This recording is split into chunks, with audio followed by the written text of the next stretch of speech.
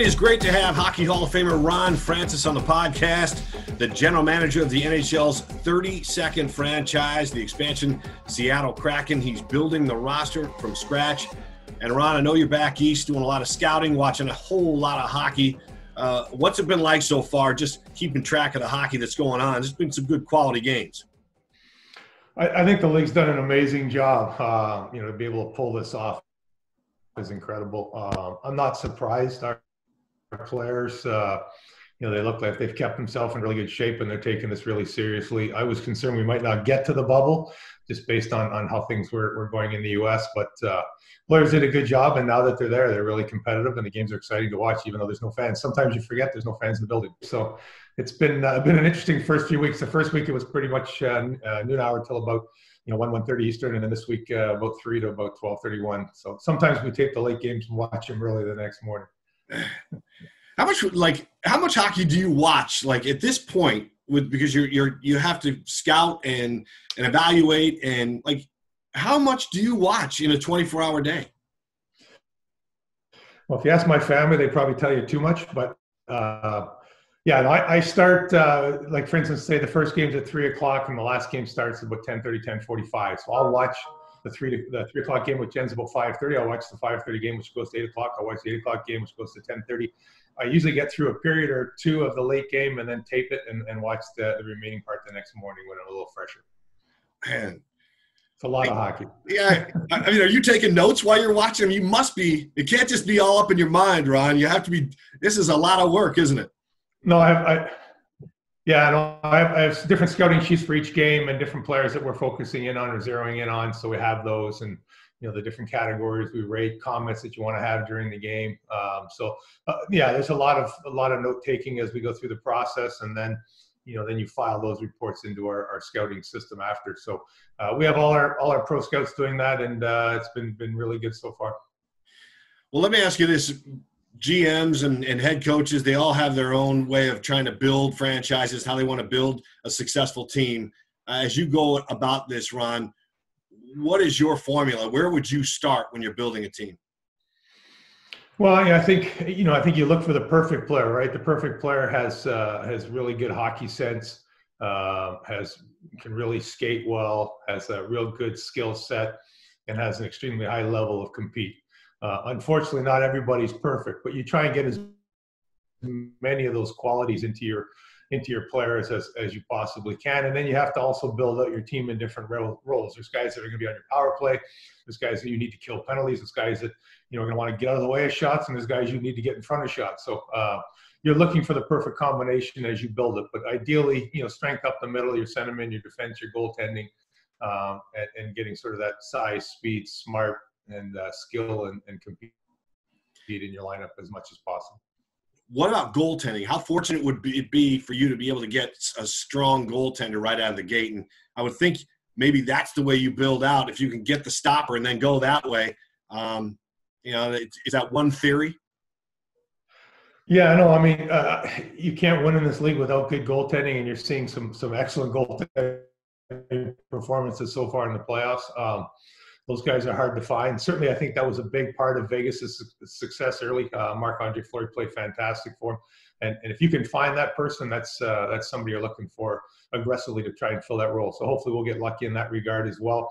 And it's not just the pro side in the expansion draft. We're also, have to start building from the amateur side as well as we get into next summer. So we'll have our first amateur draft and start picking those players and trying to develop them and groom them so that they can step in as we build a franchise down the road for sure.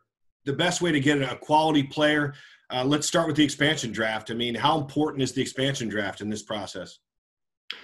Well, it's important for sure. I think it's important for people to know that, teams get to protect their best 7 forwards in most scenarios. So you're picking, usually a third line player or an 8th best player from a lineup.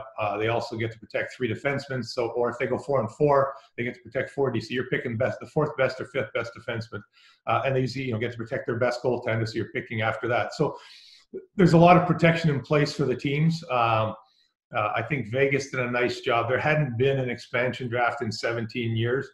Their runway was a little bit shorter, but the other teams' GM's runway was probably a little shorter. And trying to maneuver their lineup and protect themselves a little bit from Vegas, and they did a great job of not only getting guys in the expansion draft, but picking up some players via trades that were extremely instrumental in their success that first year. So, from our standpoint, we're looking at all those venues and avenues.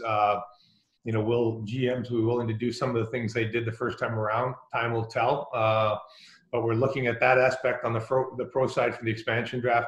On the amateur side, you're looking to draft the best players possible and build that stable. Once you draft them, you want to try and do everything you can to help that development process and give them every opportunity to be successful in the league. So you're putting those pieces in place as well.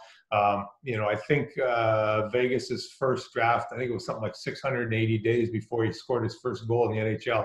So that is a more patient process to get there.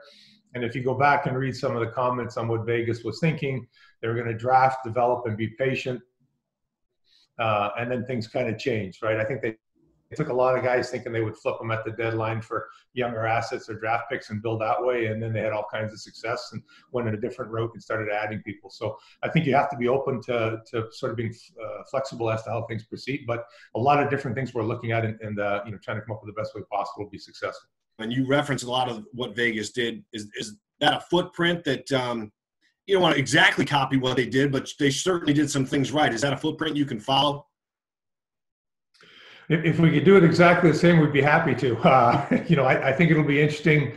I used to joke you probably want to be the second GM in Seattle, not the first one, based on what happened 3 years ago and the success they've had. But it'll be interesting to see what GMs look at differently this time versus the last time around, and what 6 things we might be able to do that Vegas did and what things we're not going to be able to do, and we have to find other venues to be successful. We talk about the expansion draft and some of these teams, they know you're coming, but everybody just accept that's just the way it is. Well, I think you understand kind of what the rules are and the parameters, and on our side, we're trying to take advantage of the situation and get the best players possible. On their side, they're trying to maneuver their lineup and the salary cap to not give up the best player to us. So there's a lot of juggling. They've had the trade deadline last February. They're going to have a time period once the playoffs are done here to reassess their lineup before they start the 2021 season. They're going to have the trade deadline in February of 21 to adjust their lineup again, and maybe a short window postseason before the expansion draft. So they've got some time to juggle some things, but in the meantime, we're having those conversations and trying to do what we can to put together the best lineup possible. Have you been scouting basically since day one, since you took this job? I mean, did you dive in that fast? Yeah, we did. We started right away last season with all our pro stuff. I went to Finland. I went to the Czech Republic. I was, in Canada, all over the place scouting, not only the pro guys, but you're looking at American Hockey League guys too for the expansion draft. And then you're also looking at, guys that are 17 or 18 as you're looking at other teams' prospects and what they might look like, guys that might be available for us in our first draft, next summer. So a lot of scouting involved in this job and a lot of different areas you have to scout as well. When you go into this expansion draft, and I just want to ask you one more question about it, because I think it was Pittsburgh that protected Brian Rust, and they didn't want it. They left him unprotected, but they didn't want Vegas to take him, so they offered up a second-round draft pick. So when you talk about the things that Vegas did, you can kind of wheel and deal a little bit without taking their player, huh? We're hoping that teams want to do that for sure. We'll have a lot of conversations with a lot of teams, and there's going to be teams that are not worried about losing a player, and that may be different this time than last time. They may say, "Hey, I don't care if you take my guy, go ahead and do it. I'm not giving you anything." Or there may be teams that are similar, say, "Hey, listen, this guy's too valuable to us. We don't want to do that. What would it take for you not to take him?" So those conversations will certainly happen as we move forward. Once teams get to December 1st, assuming the league can start the next season on December 1st as planned, we'll have a better indication of what teams' lineups are looking like as we head into that expansion draft, and they'll have a better idea what they may want to do or not do as we move forward. I know it's kind of in the distant future, but you really don't know how this pandemic is going to affect the way you guys move forward. But how much of a challenge is it trying to build this team, not only in present day, but over the last 6 months? It must have taken a chunk out of your preparation. Yeah, no, it's tough enough building an expansion team. You know, we're building a brand new arena, a practice facility, trying to get an American Hockey League team going. So you're designing locker rooms and you know, where to hang the TVs and what kind of carpet and colors you want in there. So there's a lot of things going on away from the actual hockey standpoint. Then you're trying to build your staff and scout games. And then you throw a pandemic on top of it, it makes it a little more complicated for sure. You know, a simple example is the league was supposed to start, you know, finish their season and have their playoffs and be done by now. We'd have a better picture rolling into September. Next season's not going to start till hopefully December 1st. That's a tentative date right now. It might be January 1st, who knows. The American League is now tentatively starting on December 4th. All the Ontario, Quebec, and Western Hockey Leagues at CHL in Canada, they normally start, you know, the end of August, September. They're now scheduled to start somewhere between December 1st and December 4th. European leagues have canceled a lot of tournaments that we would have already scouted in July and August. So a lot of things are kind of tentatively set, subject to change. And I think really we won't get a better indication until we move forward on this pandemic, and hopefully there's a vaccine at some point, and then things can start getting back to normal. But we're exploring all kinds of different avenues, whether it's you know, work that we've done in the past, video stuff that we can gather and collect moving forward. But ideally, we can get our eyes on these guys prior to making the draft, you know, next summer. How about let's shift gears a little bit and talk about Alexandra Mandrecki. She's spent 4 years with the Wild. She comes with an analytics background. So she's valuable to the organization. And you, as I wouldn't say you're an old school guy, but I mean, I would imagine at some point over the last couple of decades, and especially now as the GM of the Seattle team, you've kind of got to look at all these different avenues of building this team. And are you an analytics guy? Yeah, I think if you look back at my reputation, you know, I brought on board Eric Tulsky in Carolina, who was, you know, really well respected, and even in today's game, really well respected as to what he can do and bring to the table. So I've been involved in analytics for a long time. Certainly coming to Seattle, I had heard of Alex, but I didn't really know much about her reputation. And, you know, as I found out once I took the job, she was not promised anything. It was basically, you know, see how the new GM is, see how you get along, and then we'll determine kind of your future. And as I like to say, I'm glad I didn't scare her off. I think Alexandra is really good at what she does. And working in conjunction with her, we've, you know, hired 4 other people to work alongside her. And, you know, we're building up the analytics part of our business, and really confident we've got a good group there. How much does character play over talent? Character for me is a huge part. You know, I have in the past taken guys off our draft list or walked away from deals because we didn't think the character was, you know, up to the standard that we wanted. And I think it's critical. I believe character, if you get it, it's not going to go 82-0. You're going to have tough stretches. There's going to be people mad at you, or you didn't do this, you didn't do that. And I think the guys with character can help you get out of those situations a little quicker than the guys that can't. So I'd rather have a guy that looks in the mirror and says, hey, I got to be better, than a guy that points the finger at somebody else and says, hey, it's his fault, not mine. So I think character is really important when you're building an organization, for sure.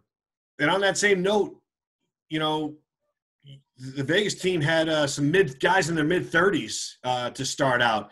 I would imagine that you have to almost have those guys on your roster to have that great mix of veterans and young guys, and the veteran leadership that, you know, that you would need coming out of the gate. Well, I think leadership is going to be really, really critical. It is for any team, but you know, you're drafting all these guys from different organizations that never played together, and all of a sudden you're throwing them together and asking them to go out there and be successful in a short period of time. So, you know, again, you touched on the character aspect. I think that's important. You get guys that are in the league that have that leadership that can pull that group together quickly and kind of help steer the ship for your coaching staff within that locker room. That's critical as well, for sure. When you talk about collecting these guys and guys that haven't played, and I think I read where the Golden Knights call themselves the Golden Misfits after, you know, when they first got together, because they all felt like they were rejected by their teams and kind of had no home. Can that galvanize a team when you bring all a collection of players in? Well, I think that's what you're hoping for, right? You know, in some cases, they're going to be upset that their team didn't protect them or think that they were worth protecting. On the other hand, you're hoping you got guys that say, here's my chance to really sort of blossom. And maybe I couldn't get power play time over here. I couldn't get penalty time over there. And now I'm going to have that opportunity to be successful. And you hope that as a group collectively, they can come together and pull for each other and have that sort of success early that we saw with Vegas for sure. For the hockey fans out there, when can you sign your first player? Yeah, so the league doesn't even recognize us as a franchise yet. We have to make our final payment, which is scheduled for, I think it's like around April of 2021. So once we get to that point, then we're accepting it. Like I can't even be on GM calls. I can't be in GM meetings at this point with the league until that final payment is happening. I think Vegas, in their case, moved up their final payment to March so that George McPhee could come to the GM meetings in March and be a part of those, which may be something we look at doing as well. And then we're in business after that. But we'll certainly be scouting players, whether it's, free agents in year, free agents in college, and looking to hopefully sign those guys the minute we can. That's interesting. They've got their hands out with you saying, not quite yet, Rob. You can't come into this room. This is where the real GMs are. You're not quite there yet. Yeah, no, we're not a part of any of the calls. You don't get to go in the GM meetings. A lot of the information in regards to contracts and so on and so forth that other teams get, we don't get yet. So we're kind of, on our own, kind of building stuff on the side. And once we get access to that, it'll certainly make the process a little easier. But in the meantime, we're doing everything we can to be successful when the puck drops for us in that first season. Okay, and lastly, for the fans, I'm sure you have I'm not even sure. Like, do you have your eyes on coaching candidates, or is that something where there may be a guy available that's not available now? Yeah, so there was 8 coaching changes I think last season, and the season really isn't done yet because they're still in the playoffs from last season. So it'll be interesting to see once these playoffs are done what happens over that short window before next season starts.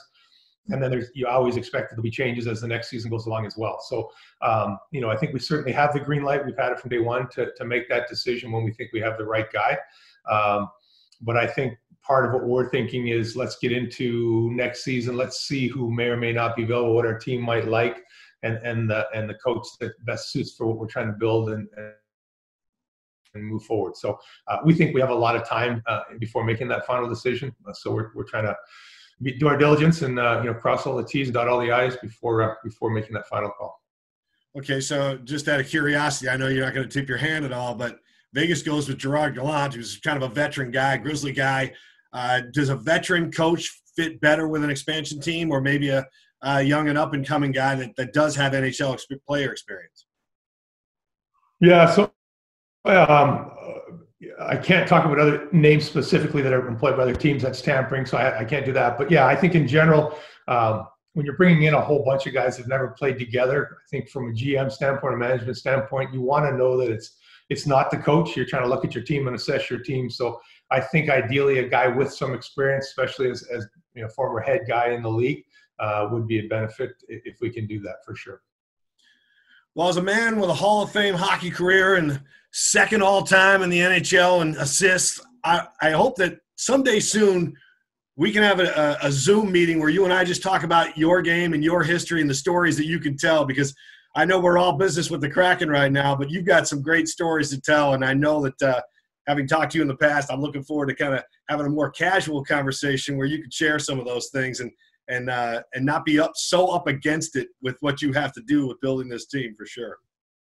No, I would love to do that with you, Paul. I can't wait to get out there and get on the ground in Seattle. It's been a little bit interesting. I was planning on already being out there, but with all our people working from home, I'd be sitting in an apartment working there, or it's easier to work from here. So I'm looking forward to getting out there, getting on the ground, and would like nothing better to sit down, have a cup of coffee, and share some of those stories, because there's a lot of fun ones for sure. I'll bet. Yeah, that would be awesome. All right, Ron, well, thanks a lot for your time. I know you're busy, so we appreciate you carving out some time today, and good luck with what you have going on. Thanks, Paul. I appreciate it. Thank you.